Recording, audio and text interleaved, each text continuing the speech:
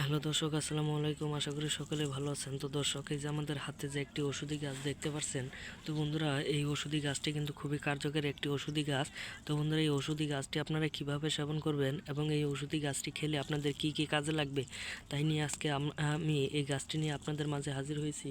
তো বন্ধুরা, এই ওষুধি গাছটি খেলে আপনাদের প্রচুর পরিমাণে কার্যকারিতা পাবেন। তো বন্ধুরা, এই ওষুধি গাছটি আপনারা প্রচুর পরিমাণে কার্যকারিতা পাবেন। তো বন্ধুরা, এই ওষুধি গাছের ফুলটি আপনারা অবশ্যই কাজে খাটাবেন, কারণ হয়তো আপনাদের হাজার হাজার টাকা নষ্ট হচ্ছে কিন্তু আপনারা ঠিকমতো চিকিৎসা পাচ্ছেন না। তো বন্ধুরা, আপনারা অবশ্যই এই ধরনের ওষুধি গাছগুলো ব্যবহার করেন, তাহলে বন্ধুরা আপনারা প্রচুর পরিমাণে কার্যকারিতা পাবেন। তো বন্ধুরা, এই ওষুধি গাছটি ব্যবহার করলে আপনাদের মুখে যদি কোনো প্রকার ঘা হয়ে থাকে, তাহলে বন্ধুরা এই ওষুধি গাছটির মাধ্যমে আপনারা এই ঘাগুলো দূর করতে পারবেন। তো বন্ধুরা, হয়তো হাজার হাজার টাকা খরচ করেও আপনাদের মুখের ঘা ভালো হচ্ছে না।